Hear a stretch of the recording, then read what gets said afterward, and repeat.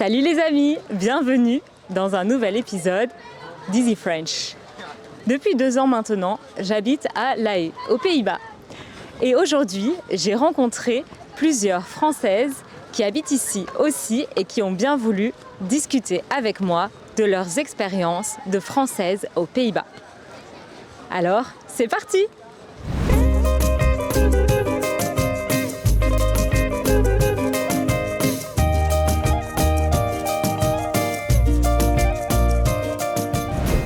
Bonjour, je m'appelle Nathalie, je suis française, je viens de la banlieue parisienne, du Val-de-Marne. Et ça fait maintenant 15 ans que j'habite aux Pays-Bas. À 18 ans, j'ai quitté la France, 18-19 ans, je ne sais plus exactement. Donc ça fait très longtemps, j'ai appris le néerlandais il y a très longtemps. Ouais. Moi, c'est Johanna, j'habite à La Haye depuis 6 ans et je viens de Perpignan à la base, donc le sud de la France. Et maintenant, j'ai étudié ici et maintenant, je travaille ici depuis 3-4 ans déjà. Voilà. Je m'appelle Nina, je vis à La Haye depuis longtemps, ça fait 15 ans je crois. Et voilà, je suis maman de deux ados. Donc tu as quitté la France il y a assez longtemps. En 2006. Moi, c'est Sharon. J'ai vécu seulement 6 mois ici lorsque je faisais un stage à l'ambassade de France aux Pays-Bas, donc à La Haye.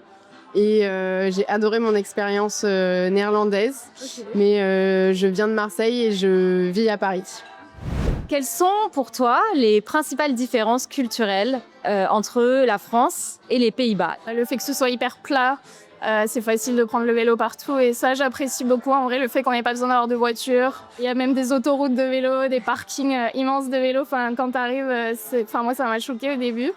Et maintenant, on est habitué, mais c'est vrai qu'il y a vraiment plus de vélos que de personnes dans ce pays, donc c'est quand même fou. La première chose qui me vient en tête, c'est vraiment tout ce qui concerne l'alimentation. Il y a une grosse différence sur les produits qu'on ne trouve pas tout. C'est pas aussi diversifié. Je suis toujours étonnée, par exemple, mon mari il a acheté des brugnons. Et ben en fait, tu sais jamais si c'est des brugnons blancs ou jaunes. C'est toujours la surprise. Je sais pas, ça doit pas être marqué. Ils ont pas la différence. Donc voilà, en France, tu as différentes qualités de choses et il n'y a pas ça, quoi. Mais il y a pas mal de nourriture végétarienne. Pour le coup, moi, je suis végétarienne, donc c'est quand même plus facile qu'en France, je trouve. Bon, à Paris, il y a beaucoup, mais genre que dans les grandes villes, je trouve qu'il y a beaucoup de choix. Mais sinon, ici, c'est vraiment partout au Albertine, enfin au supermarché. C'est vraiment facile de manger végétarien. Les horaires, donc moi je suis prof à l'école et parfois j'ai une demi-heure de pause entre la fin d'un cours et le début du prochain cours. Le temps de fermer sa salle, de ramasser ses affaires si je dois changer. Donc j'ai encore moins de temps pour manger. Et je vous assure qu'une salade, ça le fait pas, quoi. J'arrive pas à manger une salade en 15 minutes, 20 minutes. Ici, les collègues, ils amènent juste leur petit toasty, le sandwich qu'ils mettent dans le toasty avec du fromage et voilà quoi. Donc c'est vrai que quand ils doivent arriver avec un plat vraiment à réchauffer que tu as fait à la maison au début, c'était un peu ah ouais, vraiment français. Ici, c'est vraiment pour se nourrir, alors qu'en France, c'est un moment, on se pose normalement avec sa famille, on prend du temps, prépare un bon repas. J'ai été étonnée parfois d'aller chez des gens, d'être invitée, des Néerlandais, et on avait un très bon repas. Il n'y avait pas de dessert, par exemple. Impensable en France. Impensable. Aux Pays-Bas, quand tu es invité à dîner quelque part ou prendre un apéro, tu arrives à l'heure précise. Et je vais expliquer que chez nous, en fait, non seulement tu n'arrives pas à l'heure, mais c'est mieux d'arriver avec un quart d'heure de retard pour être poli.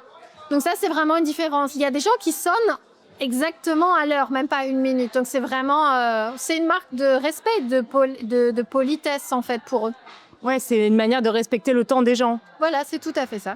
Moi, je suis avocate maintenant en France, mais donc quand j'étais en stage ici, c'était un stage dans le cadre de ma formation pour être avocate. Il y a aussi cette différence de plage horaire de travail qui change la vie en fait littéralement, parce que du coup, moi, quand j'étais ici, j'ai pu faire beaucoup d'activités que je ne faisais pas avant.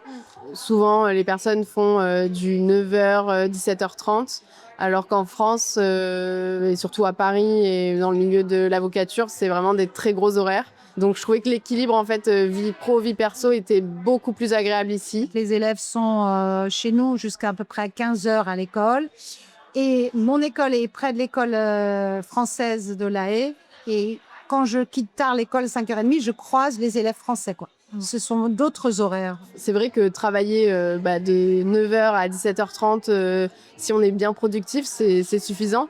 Et je crois ici même que c'est mal vu de faire du présentiel et de rester jusqu'à pas d'heure, parce que ça veut dire qu'en fait, on s'est pas bien organisé dans notre travail, qu'on n'a pas été assez efficace. J'ai l'impression qu'ici, bon, moi, ça fait que 2 ans que je suis là, mais qu'il y a plus d'honnêteté dans les relations sociales, de franchise. Oui, ils ont la réputation d'être très directs. En tout cas, c'est vrai qu'au travail, surtout, je le vois. Ouais, je trouve que mes chefs sont assez directs. Moi, ça me plaît.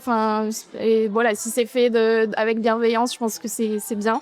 Et dans les relations sociales, oui, aussi avec les amis, c'est vrai que s'ils n'ont pas le temps ou s'ils ont autre chose à faire ou juste ils n'ont pas peur de dire, là, je peux pas, mais voilà, dans 3 semaines ou j'en sais rien. Enfin, c'est vrai qu'il faut quand même bien planifier à l'avance. Les Néerlandais n'ont pas peur de dire, non, moi, en fait, ce soir-là, c'est un soir que je me suis réservé pour moi, où je vais rien faire, où en fait, je vais juste m'occuper de moi. Alors qu'en France, on a un peu cette culture de on peut pas refuser quand on nous propose quelque chose, donc il faut absolument qu'on invente quelque chose. Ah non, j'ai déjà un truc. Voilà, ça, j'ai trouvé que c'était très différent. Les différences culturelles, les chocs culturels, les spécificités de la France par rapport à d'autres pays, ce sont des sujets que l'on aborde très souvent avec Judith dans le podcast Easy French. Chaque semaine, nous publions un nouvel épisode.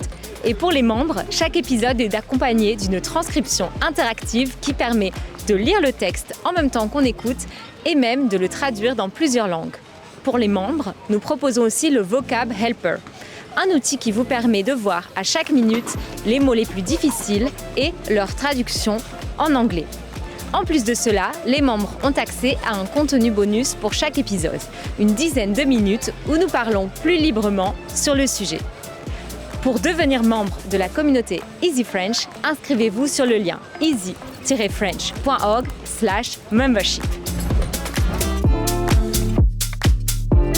J'ai l'impression que les Néerlandais ont vraiment cette culture de planifier les choses et donc il y a peu de place à la spontanéité, mais il y a l'avantage de l'organisation et donc de prévoir à l'avance ce qu'on va faire, si on va même juste pour un dîner par exemple ou pour un café un week-end, il faut prévoir longtemps à l'avance. Je pense qu'ici c'est juste un peu plus formel. Les gens s'ouvrent un peu, il faut un petit peu de temps pour se faire des amis.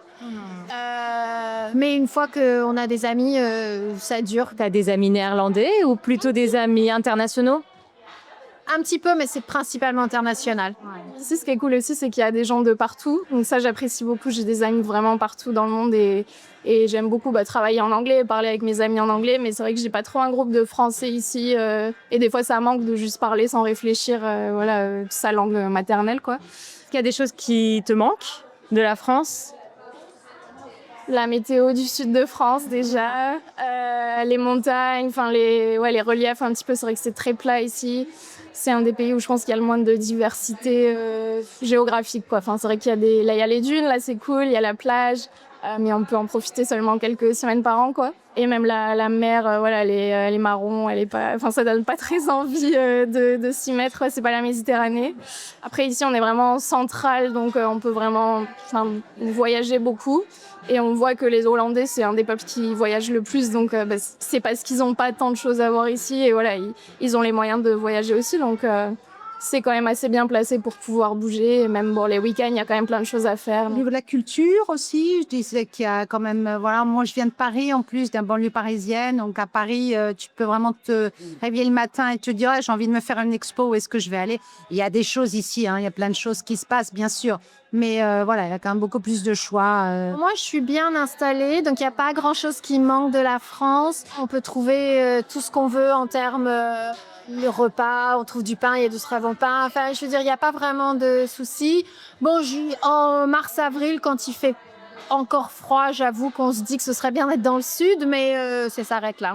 C'est plutôt ce qui me manque aujourd'hui des Pays-Bas, en fait. Je suis en France, le fait d'avoir fait mes 6 mois aux Pays-Bas, il y a des choses, par exemple, je peux plus me passer du vélo, alors que je vis à Paris et que c'est quand même dangereux et que c'est pas hyper bien pensé pour le vélo. Je n'arrive plus à mettre les pieds dans les transports en commun. De retour à Paris, en l'espace de 3 mois, je me suis fait voler 2 fois mon vélo, alors qu'ici, en 6 mois, je l'attachais jamais et je me suis jamais fait voler. La Haye, c'est tellement une ville internationale que quand on a vécu si longtemps, c'est difficile de rentrer dans un pays où, par exemple, si on est dans le sud de la France, où il y a, disons, une nationalité vraiment majoritaire, Ce serait une considération avant d'aller dans un autre pays ou ville. C'est vrai qu'ici, à une vie internationale, on peut faire beaucoup de choses sans parler néerlandais, par exemple. Oui, bon, c'est pas un exemple à suivre, hein. Mais est-ce que c'est possible? Oui. Est-ce que c'est possible de travailler en anglais? Oui, c'est possible. Ouais. Toi, tu parles bien le néerlandais? Non, pas très bien. Je le parle, mais ça pourrait être mieux. Merci beaucoup les amis d'avoir regardé cet épisode. Likez la vidéo et abonnez-vous à la chaîne Easy French pour ne rater aucun de nos futurs épisodes. À bientôt!